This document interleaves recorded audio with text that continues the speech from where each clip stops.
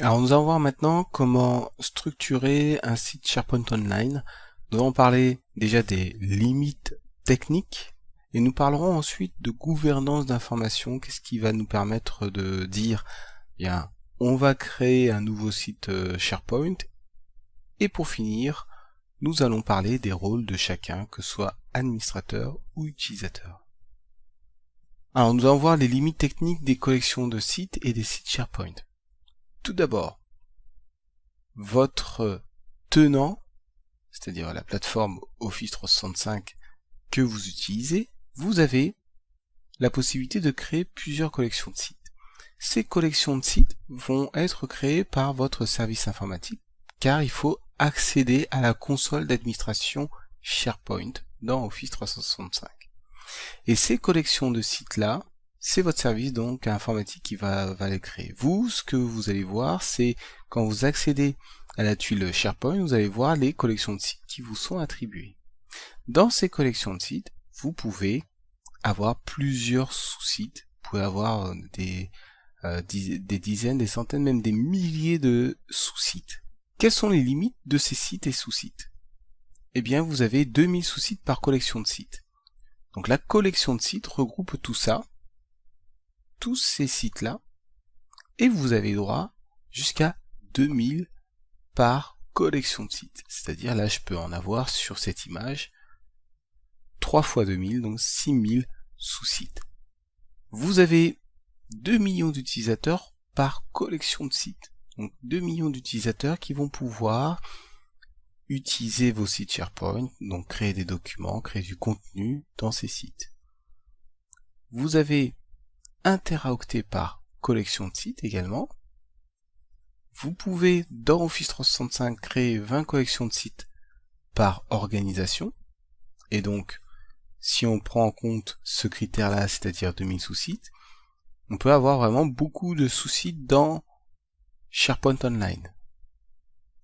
Et vous avez droit aussi à 10 000 groupes par collection de sites. Alors les groupes, à quoi ça sert? C'est des groupes de sécurité. C'est à partir des groupes que l'on va gérer les autorisations au site, au site racine, aux sous-sites que vous avez par collection de sites. Que retrouve-t-on dans une collection de sites? Dans une collection de sites, vous avez l'ensemble de ces paramètres.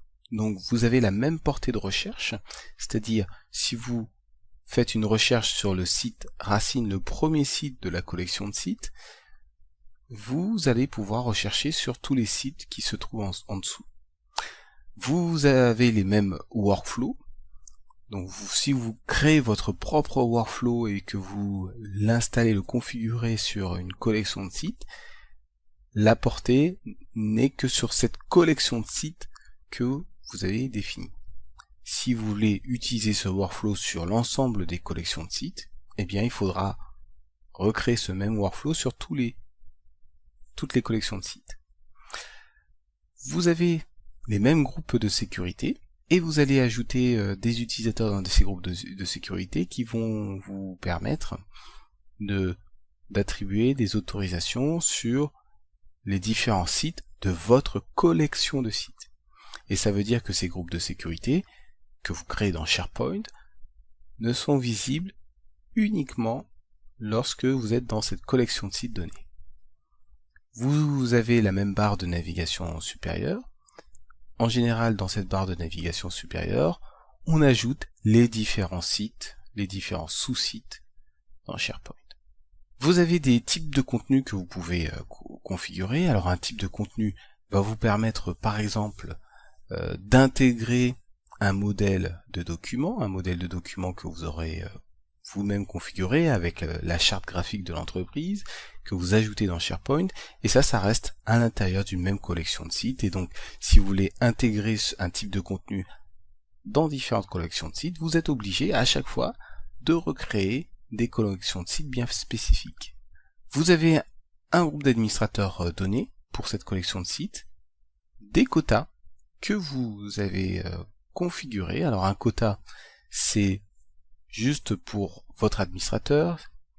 Il va déterminer un quota pour être alerté du volume de données qu'il y a sur votre site SharePoint et va vous envoyer un message pour vous dire qu'il faudra peut-être faire du ménage ou archiver certaines données.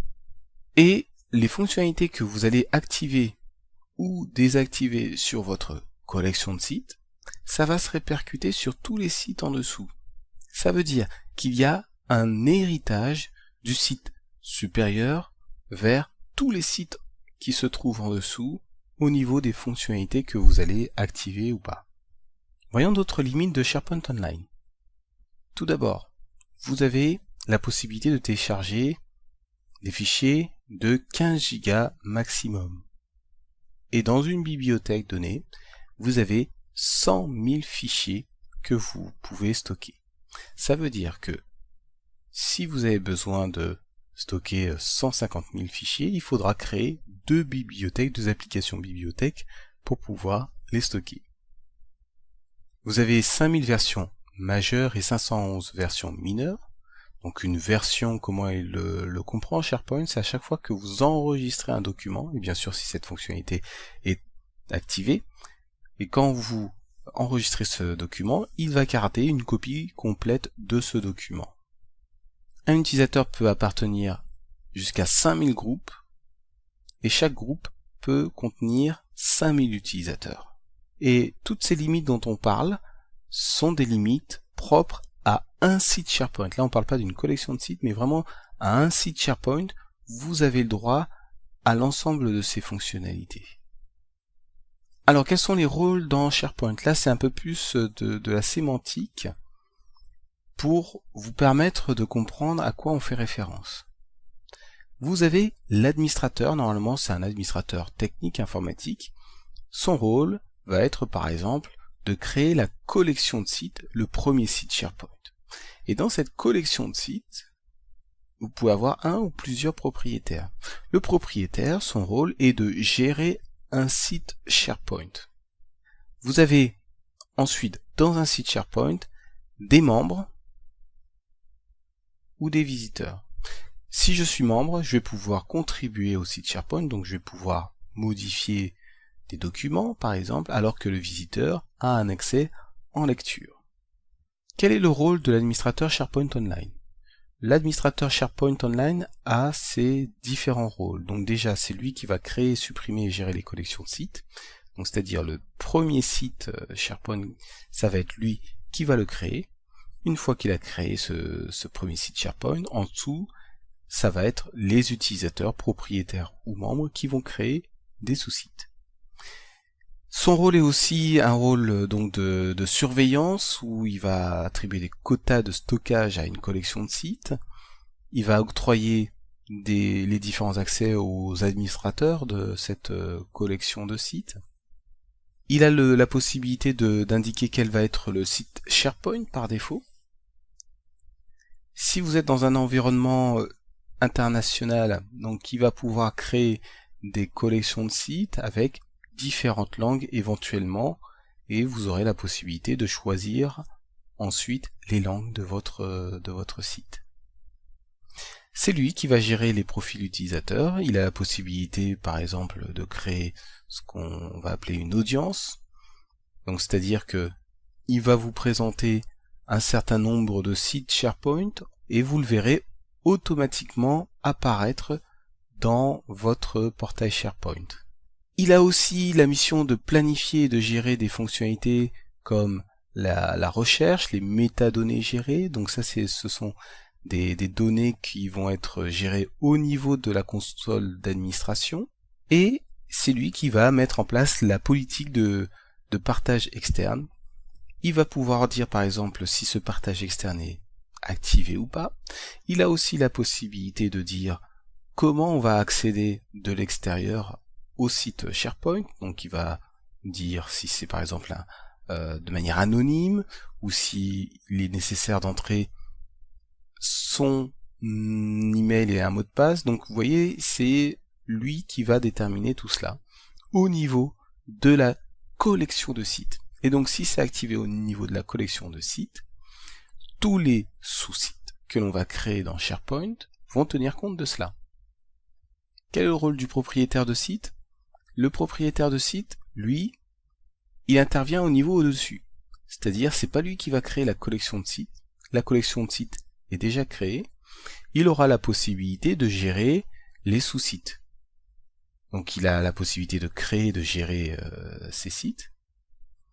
Il va aussi activer ou désactiver des fonctionnalités, des paramètres de site pour l'ensemble des utilisateurs qui vont accéder à celui-ci. Il a même la possibilité d'enregistrer un site SharePoint en tant que modèle qui est éventuellement réutilisable. Il va gérer des paramètres de contenu comme les colonnes, les métadonnées, les types de contenu d'un site. Il peut supprimer un site. Et s'il le supprime, eh bien il peut le restaurer. Éventuellement, l'administrateur, quoi qu'il arrive, a la possibilité de restaurer un site qui aura été supprimé par le propriétaire de site. En fonction de ce qui a été activé par l'administrateur, il va pouvoir gérer les paramètres régionaux et linguistiques. Et il peut ajouter des applications à des sites. Donc quand on parle d'applications, on parle de listes, par exemple calendrier, tâches, mais il peut aussi ajouter des bibliothèques, donc ça peut être des bibliothèques de documents, des bibliothèques d'images. Donc le propriétaire de site n'est pas forcément un informaticien, c'est un utilisateur avec pouvoir, le pouvoir d'en faire l'ensemble des choses que je vous ai présentées. Alors comment organiser les sous-sites? Il y a plusieurs critères à prendre en compte. On peut créer des sous-sites par équipe ou par département, donc forcément les mêmes personnes d'un service auront accès à ce site-là. Ça peut être par objectif fonctionnel. On peut imaginer un sous-site pour la qualité, et comme ça intervient à différents niveaux de l'entreprise, ce ne sera pas forcément les personnes de la même équipe qui vont accéder à ce site-là. Par catégorie de contenu, donc ça va être la possibilité, ça va vous ouvrir la possibilité d'accéder à un site en fonction d'un thème qui va vous être intéressant. Vous avez par projet, donc toutes les personnes qui ont accès, qui doivent travailler à ce projet, vont accéder à ce ou ces sites SharePoint. On a aussi la possibilité par clients finaux. Donc là, ça va pas forcément être par projet ou par service, c'est plutôt par finalité de notre site SharePoint. Et puis vous avez aussi la possibilité de faire par niveau d'autorisation ou par critère de diffusion. Vous avez la possibilité de dire que tout le monde va accéder à tous les sites SharePoint en lecture, quel que soit son service, le projet ou d'autres choses. Ça, c'est un exemple qui peut être fait. Vous pouvez aussi organiser vos sous-sites par l'ensemble de ces critères. C'est-à-dire que vous pouvez avoir un site SharePoint pour votre service, mais en fonction de projet, vous pouvez avoir accès à d'autres sites SharePoint. Vous n'êtes pas obligé d'accéder à un unique site SharePoint. Alors vous voyez, il y a plusieurs critères qui vont vous permettre d'organiser les sous-sites. Il est impératif qu'il y ait une discussion pour mettre en place cette gouvernance d'information dans l'entreprise. Dans ce cours, à chaque fois que je vais parler de sous-site, je vais directement dire site. C'est juste une simplification de langage, mais quand je parlerai de la collection de sites, je ferai directement référence à cette collection de sites. Et nous verrons donc par la suite, dans les vidéos qui vont suivre, comment mettre en place tout cela, comment mettre en place ces différentes fonctionnalités que l'on a vues.